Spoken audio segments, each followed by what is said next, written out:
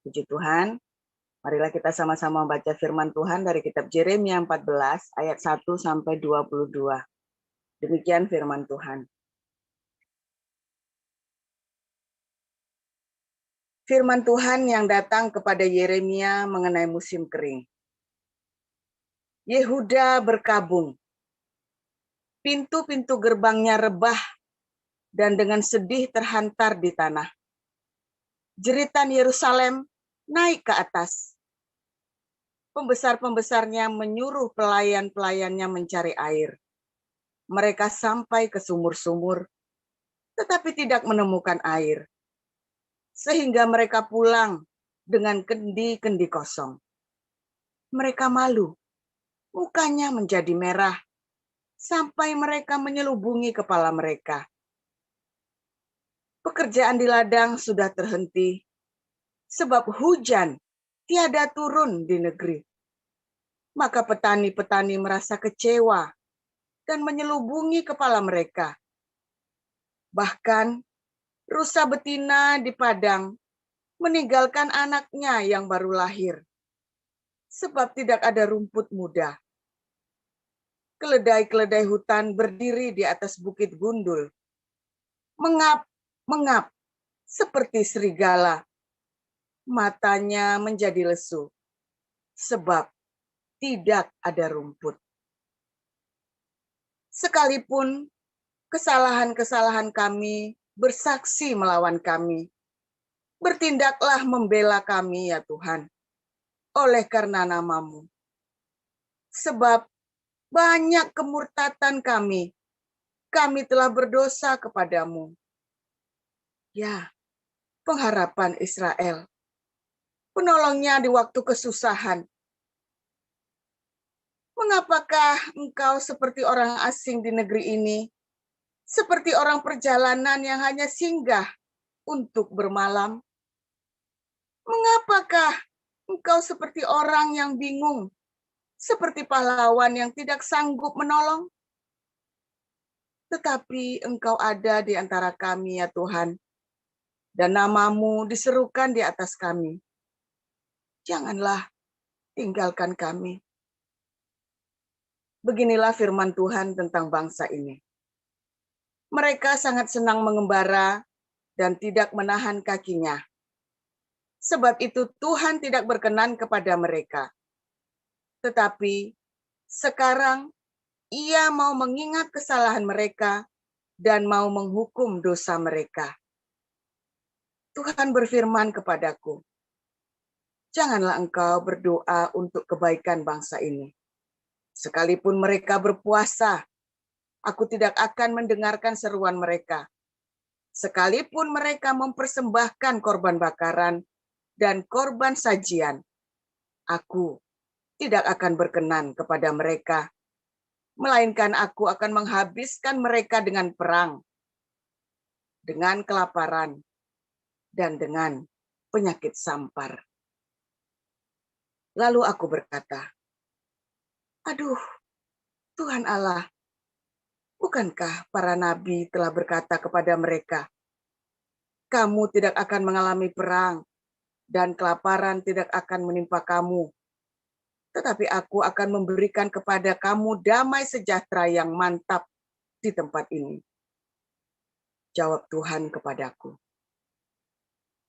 Para nabi itu bernubuat palsu demi namaku. Aku tidak mengutus mereka, tidak memerintahkan mereka, dan tidak berfirman kepada mereka. Mereka menubuatkan kepadamu penglihatan bohong, ramalan kosong, dan tipu rekaan hatinya sendiri. Sebab itu beginilah firman Tuhan mengenai para nabi yang bernubuat demi namaku. Padahal aku tidak mengutus mereka. Dan yang berkata, perang dan kelaparan tidak akan menimpa negeri ini. Para nabi itu sendiri akan habis mati oleh perang dan kelaparan. Dan bangsa yang kepadanya mereka bernubuat akan tercampak mati di jalan-jalan Yerusalem, disebabkan oleh kelaparan dan perang. dan tidak ada orang yang menguburkan mereka. Mereka sendiri, istri-istri mereka, anak-anak mereka yang laki-laki dan yang perempuan. Demikianlah akan kutumpahkan kejahatan mereka ke atas mereka. Katakanlah perkataan ini kepada mereka. Air mataku bercucuran siang dan malam dengan tidak berhenti-henti. Sebab anak dara, putri bangsaku, dilukai dengan luka parah, luka yang sama sekali tidak tersembuhkan. Apabila aku keluar ke padang, di sana ada orang-orang yang mati terbunuh oleh pedang. Apabila aku masuk ke dalam kota, di sana ada orang-orang sakit kelaparan. Bahkan baik nabi maupun imam menjelajah negeri yang tidak dikenalnya. Telah kau tolakkah Yehuda sama sekali? Telah merasa muakkah engkau terhadap Sion? Mengapakah kami kau pukul sedemikian hingga tidak ada kesembuhan lagi bagi kami? Kami mengharapkan damai sejahtera, tetapi tidak datang sesuatu yang baik. Mengharapkan waktu kesembuhan, tetapi hanya ada kengerian. Ya Tuhan, kami mengetahui kefasikan kami dan kesalahan nenek moyang kami. Sungguh, kami telah berdosa kepadamu. Janganlah engkau menampik kami oleh karena namamu. Dan janganlah engkau menghinakan tahta kemuliaanmu. Ingatlah perjanjianmu dengan kami. Janganlah membatalkannya. Adakah yang dapat menurunkan hujan di antara dewa kesia-siaan bangsa-bangsa itu? Atau dapatkah langit sendiri memberi hujan lebat? Bukankah hanya engkau saja, ya Tuhan, Allah kami, pengharapan kami, yang membuat semuanya itu? Demikian. Ya, terima kasih Bu Nerliana. Selanjutnya Yakobus 4 ayat 1 sampai 17. Pak Apeng, silakan Pak.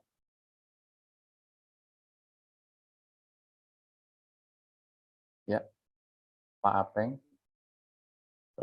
Sudah, Pak. Oke. Yakobus 4 ayat 1 sampai 17. Ya. Dari manakah datangnya sengketa dan pertengkaran di antara kamu?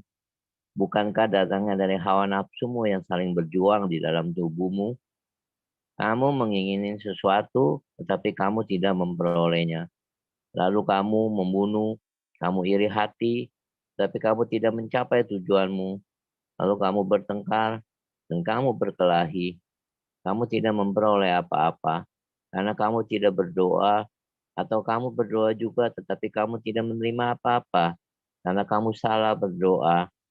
Sebab yang kamu minta itu hendak kamu habiskan untuk memuaskan hawa nafsumu. Hai kamu, orang-orang yang tidak setia, tidakkah kamu tahu bahwa persahabatan dengan dunia adalah permusuhan dengan Allah? Jadi barang siapa hendak menjadi sahabat dunia ini, ia menjadikan dirinya musuh Allah.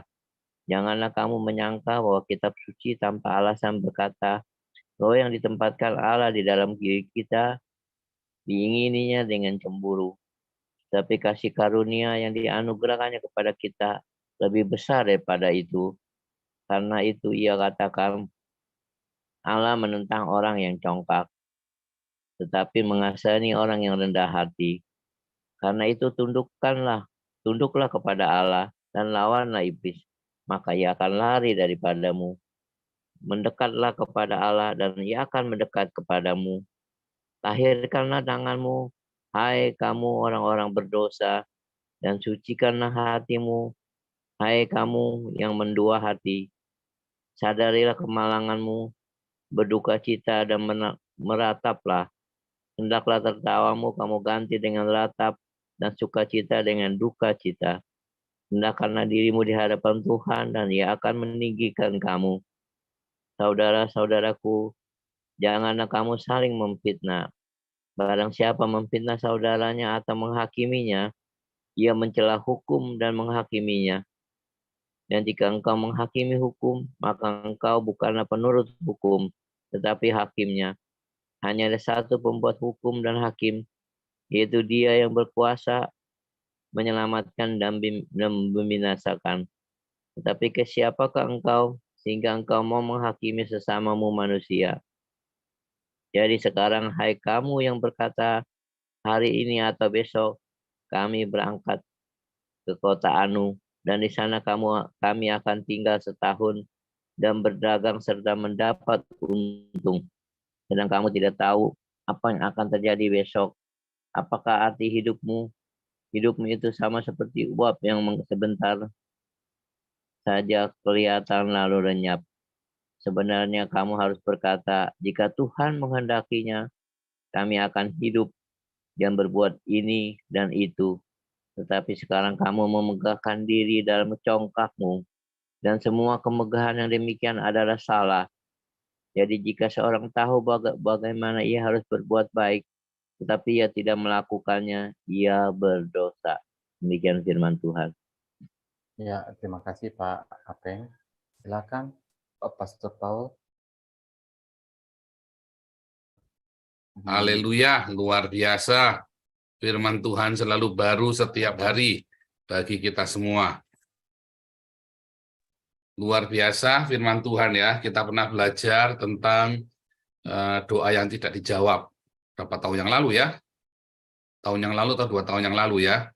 Tetapi hari ini kita belajar lagi saudara ya. Bagaimana hawa nafsu itu menguasai doamu. Ya. Wah, ngeri saudara ya.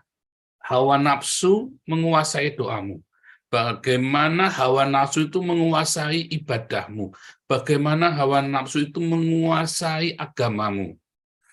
Ya, bertahap kita sudah pelan-pelan ya dari satu pengetahuan ke pengetahuan yang lain ya. Bagaimana agama itu bisa dikuasai oleh hawa nafsu seperti Kain dan Habil. Kain membunuh Habil alasan agama, saudara ya. Jadi pembunuhan pertama di dunia ini alasannya karena ibadah, ya, simpel sekali ya, kacau sekali, simpel sekali. Pembunuhan pertama di dunia ini bukan karena uang, bukan karena perempuan, bukan karena bukan karena perempuan, bukan karena uang, ya, tapi karena ibadah malah ya, bukan karena kekuasaan juga kan, bukan karena harta tahta wanita itu ya, tapi karena ibadah. Pembunuhan pertama kali karena agama, goblok banget itu ya. Kadang-kadang kalau dipikir-pikir, memang orang-orang beragama ini tolol dan bodoh ya. Pembunuhan di seluruh dunia, rata-rata, gitu, pembunuhan massal di dunia ini disebabkan karena agama, saudara. Ya, perang antar suku, perang antar negara itu, ya begitu didasari agama, wah itu mereka akan membantai dengan gegap gempita, dengan semangat. Karena rasa takut matinya itu nggak takut mati, mereka kan langsung masuk ke surga kan. Membunuh karena agama kan begitu saudara ya. Mereka jadi, tapi kalau membunuh karena kekuasaan, membunuh karena harta benda, itu ada batasnya saudara. Oke, stop. Selama terjadi barter. Begitu agama, enggak saudara. Lampiaskan sementoknya saudara ya. Bilang basmi, genosida saudara. Nah ini juga sama saudara ya. Ketika agama sudah dikuasai hawa nafsu, ibadah dikuasai hawa nafsu, maka doa-doamu pun akan dikuasai hawa nafsu. Banyak orang-orang yang beragama, orang-orang datang ke gereja, ya kemudian dia berdoa, dia pikir doanya, ya pendeta kan ngajari ada 3, ya ada 3 Tuhan menjawab doa. 1 adalah tidak, Tuhan tidak mau menjawab doamu. Kedua adalah nanti. Yang ketiga adalah ya dijawab sesuai dengan keinginanmu. Begitu kan? Tapi saya kasih tahu saudara ya, firman Tuhan selalu berkata, kalau kamu hidup di dalam kasih dan rema itu tinggal di dalammu, minta apa saja pasti dikasih. Jadi bukan kata tidak, tunggu dan nanti. Enggak ada, saudara ya. Jawabannya selalu adalah iya. Kalau kita hidupnya di dalam cinta agape dan di dalam rema, Tuhan memberikan kuasa itu kepadamu, saudara. Tuhan memberikan kuasa kepadamu karena Dia tahu yang kamu doakan akan sesuai dengan apa yang Bapa mau. Yang kita doakan akan sesuai dengan apa yang Tuhan Yesus mau. Kalau kita konsisten hidupnya di dalam cinta dan di dalam rema. Nggak mungkin meleset doanya itu, saudara. Tetapi bila kita tidak tinggal tetap di dalam cintanya dan tinggal di dalam rema, maka kita akan, di rema itu kan Roh Kudus, kita sudah belajar lagi kan, bahwa rema itu adalah Roh Kudus itu sendiri. Kalau kita tidak hidup di dalam roh, maka kita di dalam daging. Maka semua doa-doa kita adalah doa yang kedagingan. Pak, tapi kan doanya minta supaya kota dimenangkan. Belum tentu hatimu benar-benar minta kota dimenangkan. Kamu mintanya kotanya jadi Kristen. Iya kan? Bukan supaya minta supaya kota itu dimenangkan bagi Yesus sehingga seluruh kota itu penuh dengan cinta. Lalu kamu hidup sendiri, kamu aja hidup yang nggak penuh dengan cinta. Gereja berdoa, Tuhan menangkan kota kami, Tuhan menangkan bangsa kami. Bullshit, saudara. Bullshit, gerejanya sedang nggak diakonia kok. Iya kan? Bohong bener. Itu dia tidak berdoa dengan cinta, saudara. Wah, lawatan Tuhan, wow, berbondong-bondong orang ke gereja ini, lawatan Tuhan terjadi. Apakah kota itu dimenangkan? Enggak, itu bisnis gereja. Kamu buka warung yang menyediakan makanan paling lezat, yang laku. Anda buka toko yang barangnya bagus, ya laku. Pelayanannya bagus, ya laku. Wah, beda tipis, ya saudara. Beda tipis, ya kan? Itulah doa-doa yang dipenuhi dengan hawa nafsu. Ketika kita minta jiwa-jiwa dimenangkan, apakah kita minta jiwa yang dimenangkan bagi Yesus? Supaya mereka penuh dengan cinta, supaya kita mengadakan kerajaan Allah? Atau kita minta supaya Kristen organisasi bertambah besar? Lalu Anda mulai sisipkan orang-orang di dalam politik. Ya kan? Anda mulai, berpolitik praktis. Kita harus cerdik seperti ular, bro. Nggak taunya bukan Anda cerdik seperti ular, memang Anda ularnya kan. Tapi Allah saya kan cerdik seperti ular. Loh, merpatinya udah disembelih kemarin, bro. Nah, ini kita cerdik dulu seperti kita jadi ular dulu. Merpatinya kita kemarin sudah disembelih di Lamongan kemarin kan. Iya kan? Ngomongin cerdik seperti ular. Bro, jangan tulus seperti merpati saja, bro. Nanti disembelih. Iya, disembelih sekarang tinggal ularnya yang berkeliaran soalnya di gereja. Dia sisipkan ya politik praktis di dalam gereja. Jadilah itu ya, terima duit dari Anies Baswedan itu. Pusing, saudara. Karena ketika gereja berdoa, ya, berdoanya itu supaya organisasinya yang berjaya. Supaya organisasi Kristen yang berjaya. Dan definisinya adalah ketika banyak orang datang ke gereja. Lalu orang datang ke gereja, definisi kota yang dimenangkan apa? Coba lihat yang di kota apa yang di Amerika yang ini, Asbury. Revival Asbury. Ngantri sampai 8 jam masuk ke gereja. Buat apa ngantri 8 jam ke gereja? Bodoh amat ini orang tolol minta ampun, saudara. Mengapa tidak minta ya gereja itu keluar lalu kasih makan orang-orang Amerika yang kelaparan, lalu mereka sediakan berbagai macam yang diperlukan oleh dunia ini, menjawab kebutuhan dunia ini. Tapi mereka lebih senang ngantri 8 jam, itu namanya revival. Bohong, saudara, Anda sedang ditipu. Revival apa? Toronto Blessing, apalagi Pensacola, itu Anda sedang ditipu, saudara. Kapan-kapan saya akan bikin risetnya, bikin jurnalnya, saudara ya. Saya ke sana ya. Nah, ini saya selesaikan dulu satu-satu ya. Ternyata kosong. Sekarang Toronto itu sudah nggak ada isinya, saudara. Apa yang terjadi gereja? Apakah gereja itu memberkati kota itu, saudara? Apakah kemudian orang-orang yang yatim piatu kemudian dipelihara gereja? Apa kemudian gereja Toronto itu punya panti asuhan? Apa kemudian gereja Toronto, oh bro, kita punya talenta masing-masing? Bohong, saudara. Itu yang namanya Anda berdoa dengan hawa nafsu, saudara. Anda minta kota itu dimenangkan, tapi sebenarnya bukan kota itu dimenangkan. Anda sedang mengumpulkan orang-orang di dalam organisasimu supaya nambah banyak. Ya. Nah, Anda minta, oh kami juga sama saudara ya, kita dulu nggak ngerti ya, kita sama-sama berdoa minta kota dimenang, minta kota, wah seneng kalau persekutuannya tambah banyak. Identik ya, namanya revival itu kita ngeliat ya, namanya kita nggak ngerti, kita ternyata dimanfaatkan oleh organisasi-organisasi gereja untuk menghimpun kolekte, saudara. Lalu ketika ada 7 masa perpuluhan, orang-orang yang miskin komplain sama kami, oh kita marahin sekali, oh kamu harus bayar perpuluhan, nanti kamu terkutuk nanti. Tanpa kita berpikir dia sendiri belum bayar sekolah, saudara. Ya, dia punya adik 5 belum bayar sekolah semua. Tapi gereja nuntut bayar perpuluhan, pokoknya kalau nggak perpuluhan masuk neraka. Kita masih polos ya, mati pelajar. Siapa ya, udah kita urunan, kita yang bayarin sekolahnya dia. Kita goblok juga ya. Suruh bayar sekolahnya, bayar perpuluhannya ke sana, kita yang urunan bayarin bayarin sekolahnya dia. Kan kadang-kadang itu ya tadi ya. Nah, itu dogma. Jadi ketika berdoa, doa-doa yang kelihatannya rohani ini, kita minta supaya revival terjadi. Apa definisi revival? Apa definisi kebangunan supaya orang datang ke gereja? Apa terus orang datang ke gereja terus jadi baik, saudara? Enggak. Apa yang diperbuat oleh gereja itu bagi lingkungannya, itu yang penting, saudara. Itu bukan basa-basi, saudara ya. Makanya Indonesia sulit dimenangkan.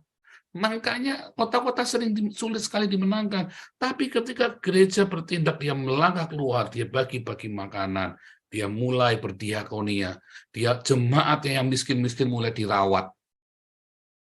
Dia dalam dimarahin, diajarin, yang mental-mental kere ini udah diajar, saudara, dirawat, tapi diajar sama seperti seorang gembala, ya kan? Sama seperti seorang ayah didik anaknya. Minta tetap dikasih, minta makan tetap kasih, tapi kalau bandel tetap diajar, tapi tetap dikasih, ya kan? Jadi ketika Anda dimarahin sama saya, khotbah dimarahin, Anda jangan terus jadi kecil hati, jangan terus kepahitan. Kita ngajari Anda supaya Anda next level. Ya, memang orang kalau lagi nggak punya uang itu sakit hati, tersinggungan. Saya tahu, saudara ya. Saya tahu rasanya nggak punya uang. Puluhan tahun kami hidup dalam kemiskinan. Ya, sensitif. Saya tahu. Ngomong-ngomong apa aja salah deh, pokoknya orang ngomong apa aja salah, sensitif, saudara ya.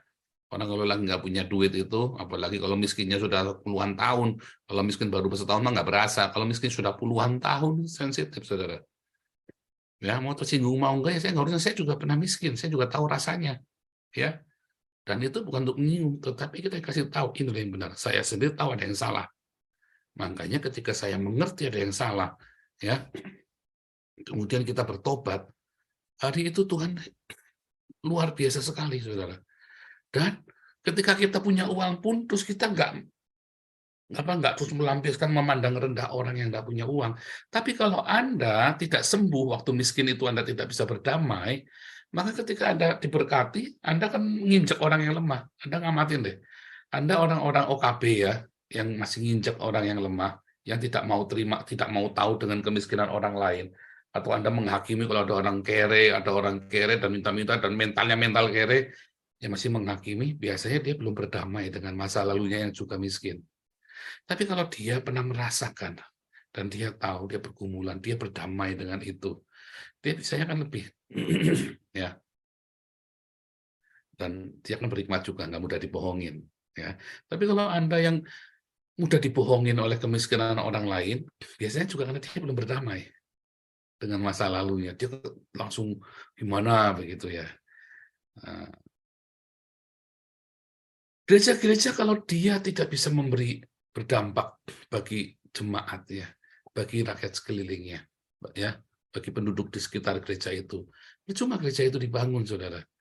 Anda jemaat yang mendengarkan khotbah saya pagi hari ini, renungan ini, Anda mulai lihat di mana ada gedung gerejamu berdiri, Anda tengok, Anda lihat sekelilingnya. Apakah mereka Pak, saya di Pak, di Green Garden, Pak, nggak ada orang miskin di sini. Nah, itu dia. Puji Tuhan kalau kamu hidup dengan sekarang di luar perumahanmu itu, di luar kompleks itu langsung luar. Wah, rumahnya gubuk semua, saudara. Mulai. Kalau kebanjiran, mulai. Begitu di Jakarta kan banjir langganan, kan? Begitu banjir, gereja mulai siapin makanan, mulai siapin pakaian. Setiap kali ada banjir, ya di wilayahmu yang terdekat dengan gereja itu, datang pertama kali, saudara. Jangan pakai atribut gereja. Orang nanti tahu kok. Ya, Tuhan melihat, tapi manusia juga ngerti ini datang dari mana. Jangan pakai atribut gereja, nanti akhirnya terjadi konflik horizontal. Lawang Anda nggak mau rugi sih, ya repot. Nah itu ya, doa dengan hawa nafsu. Anda ingin supaya kota itu dimenangkan, Anda ingin supaya Indonesia dimenangkan. Wah, doanya mah gereja-gereja itu ya, gereja-gereja Gilbert, gila betul itu, gereja-gereja yang gila betul. Bukan Gilbert Tumoin dong, perasaan dong. Ya, gereja-gereja yang Gilbert itu kan, wah, doanya mah kenceng. Yuk kita doa Esther, doa Daniel, doa Musa. Doa terus, saudara.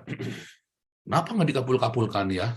Ya karena kamu nggak bertindak, doamu penuh dengan hawa nafsu, doamu itu hanya demi supaya organisasimu yang besar kok. Ya nyatanya begitu ada gereja lain bertumbuh langsung dilaporin polisi.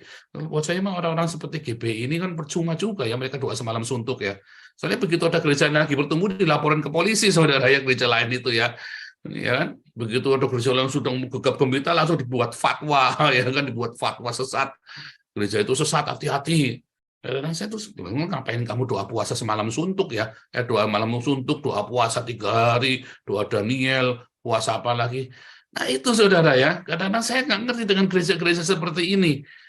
Lalu ketika ada ibadah ditutup, Anda nggak berani sama orang Islam, beraninya ngelawan sesama orang Kristen. Itu namanya ibadah dengan hawa nafsu. Itu yang namanya doa-doamu dipenuhi dengan hawa nafsu. Doa-doamu apa? Jadi tujuan doamu apa? Pertanyaannya. Oh, supaya bangsa Indonesia diselamatkan. Gundulmu peang, saudara. Bangsa Indonesia diselamatkan. Kamu pelit kok. Bagaimana bisa Anda berkata bangsa Indonesia diselamatkan, sementara banyak orang miskin di Indonesia, apalagi setelah corona banyak orang dipecat. Lalu Anda mau ngomong bangsa Indonesia diselamatkan. Anda orang munafik. Ya kan? Itulah yang namanya doa-doa yang dipenuhi dengan hawa nafsu. Antara doamu dengan tindakanmu itu nggak nyambung. Saya kadang-kadang ketemu orang-orang begitu ya, teman saya sendiri. Wah, itu bukan urusan saya. Urusan saya hanya berdoa. Saya bilang, kamu orang paling munafik. Kamu munafik, urusanmu hanya berdoa. Sementara kamu punya. Ya kan? Lalu kemudian orang-orang ini datang ke gereja minta lawatan Tuhan terjadi. Bagaimana Tuhan mau melawat hidupmu itu sementara di sebelahmu itu nggak bisa bayar sekolah. Anda nggak urusan. Sementara ada yang sudah diusir dari rumah kontrakannya, Anda nggak urusan. Bagaimana Anda mau minta lawatan Tuhan ketika Anda tidak peduli dengan sesamamu yang ada di dalam gereja yang sama. Malah akhirnya ngerawat kebun pagi ya. Kadang-kadang saya kagak ngerti juga. Sempat ada email WhatsApp ke saya serahkan sudah ke Hagios kebun pagi. Itulah makanya doa-doa orang Kristen tidak dijawab. Karena doanya itu dipenuhi dengan hawa nafsu. Ya, dia berdoa sementara apa yang dia lakukan jauh dari apa yang dia doakan. Padahal kalau kamu ingin mendapat pertolongan dari Tuhan, kamu harus siap menolong orang lain. Kalau kamu ingin mendapat pengampunan dari Tuhan, kamu harus siap mengampuni orang lain. Kalau kamu ingin diberkati Tuhan, kamu harus siap memberkati orang lain. Iya Pak, nanti kalau sudah diberkati, baru saya memberkati. Salah, saudara. Kamu berkati dulu. Karena selama kamu masih pegang apa yang di padamu, ya, kamu nggak bisa terima lagi yang lain. Kalau kamu terima yang sedikit ini saja kamu nggak bisa berbagi, ya maka kamu nggak akan dikasih lagi yang lebih besar. Itu rumus. Aduh, itu hukum yang general, saudara. Anda diberi gaji 10 juta. Jangan 10 juta kegedean, 4 juta. 4 juta saja Anda nggak bisa berbagi. Bagaimana Tuhan mau tambahkan berkatmu itu lagi, saudara. Yang 4 juta ini saja, sedikit ini Anda nggak mau berbagi. Ya cuma sedikit, Pak. Belum tentu kamu dikasih 10 juta, kamu akan berbagi. Selalu rumusnya, ya, setia dalam perkara yang kecil. Tuhan kasih perkara yang besar. Kalau kamu dikasih 4 juta di dalam 1 bulan dalam hidupmu, kasih 4 juta, periukmu itu 4 juta rupiah. Artinya Tuhan suruh kamu memanage yang 4 juta ini supaya cukup untukmu dan cukup untuk sesamamu. Begitu kamu bisa memanage, maka Tuhan kasih kamu lebih besar lagi. Tuhan kasih 8 juta. Kalau kamu bisa memanage 8 juta cukup untukmu dan cukup untuk sesamamu, Tuhan kasih lebih lagi. Kalau kamu bisa memanage, Tuhan akan kasih berkat yang lebih lagi, lebih lagi. Itu adalah rumus kerajaan Allah. Ya, rumus kerajaan Allah, dan itu dipakai oleh dunia ini, dia ngerti. Ya kan? Namanya kapasitas. Integritasmu, kredibilitasmu, kapasitasmu ditambah. Kapabilitasmu, kalau kamu punya integritas dan kredibilitas, kapabilitasmu akan ditambah, saudara. Itu yang terjadi. Tapi kalau kamu diperbesar kapabilitasnya, sementara kamu tidak punya integritas dan kredibilitas, hancur hidupmu, saudara. Hancur. Nah, itu yang namanya semua doamu dipakai untuk memuaskan segala hawa nafsumu, saudara. Apa yang saudara sedang doakan hari ini? Apa yang hari ini saudara doakan? Nggak bisa bayar kontrakan? Mulailah menabur. Bukan kasih uang ke gereja, salah, menabur, saudara. Hari ini apa masalahmu, saudara? Anda sedang terancam cerai dengan suami atau istrimu? Belajarlah mengampuni. Siapa saja, lepaskan pengampunan. Ya, mungkin itu harus cerai, tetapi jaga pengampunan. Nanti akan ada pemulihan. Masalahnya banyak orang tidak bisa melepaskan pengampunan. Ya, dan dia tidak bisa untuk terlalu memberi dan memberi. Dia selalu take and give. Padahal hukum Tuhan bukan take and give, saudara. Hukum Tuhan itu memberi dan memberi. Iya kan? Apa yang sedang kau alami? Sakit penyakit kah? Kalau kita sedang mengalami sakit penyakit, itu tandanya Tuhan ajari kita untuk merendahkan diri. Ya, untuk tidak menghakimi orang lain. Untuk kita belajar, kita pun penuh dengan banyak kekurangan. Berhentilah menghakimi orang yang sakit, ya, yang bolak-balik sakit. Stop menghakimi, saudara. Ya, nanti kapan-kapan kita lihat ya dosa dan penghukuman Tuhan. Kapan-kapan nanti kalau pas koinonia kita belajar itu ya dosa dan penghukumannya. Berpola, saudara ya. Ada polanya, saudara. Orang-orang yang bolak-balik sakit, nanti dia sakit, anaknya sakit, ibunya sakit. Itu biasanya dia orang-orang suka menghakimi, suka melihat dunia itu hitam putih, lalu kalau enggak sesuai dengan ininya dia hakimi. Dan biasanya orang yang sakit-sakitan terus, saudara ya. Penuh dengan sakit-sakitan. Apa yang kau hadapi hari ini, saudara? Itu saatnya untuk duduk, bermeditasi sama Tuhan. Tuhan, aku harus apa nih, Tuhan? Buka hatimu, saudara. Ya, dari mulai memberi, ya, jangan pelit memberi. Karena orang kikir itu tidak masuk kerajaan surga. Diakonia dalam materi. Dari mulai diakonia materi, dari mulai Anda mulai belajar untuk tidak menghakimi orang lain. Belajar untuk mengampuni. Belajar untuk tidak bergelimang harta, tidak bergaya hidup mewah. Ya, belajar untuk merendahkan diri, belajar untuk hidup di dalam kesucian, dalam kekudusan. Orang yang jatuh bangun, ya, yang bolak-balik bangkrut, biasanya dia ada perzinahan atau percabulan dalam hidupnya. Ya kan? Anda memaksa, minta saya diberkati, minta Anda meminta-minta sama Tuhan, kenapa Tuhan tidak kasih? Gampang, simpel sekali, saudara. Karena kamu doanya untuk memuaskan hawa nafsu. Tuhan mau karakter ini diberesin. Ya, kayak hampir tiap bulan itu bisa ada fitnahan baru. Kenapa ada fitnahan baru? Karena mau diberkati baru.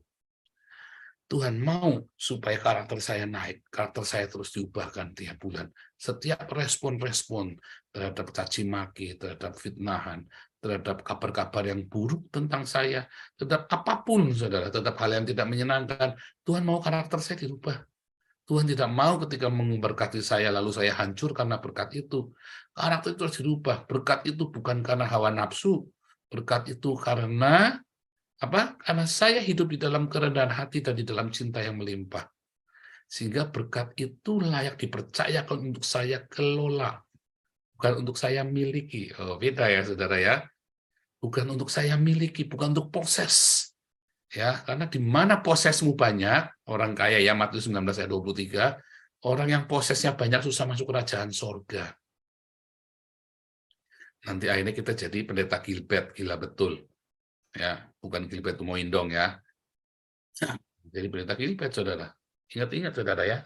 Kalau Anda mau diberkati dalam bisnismu, Anda mau diberkati dalam karirmu, dalam keluargamu, selalu Tuhan ingin beresin karakter dulu, kerendahan hati, penguasaan diri.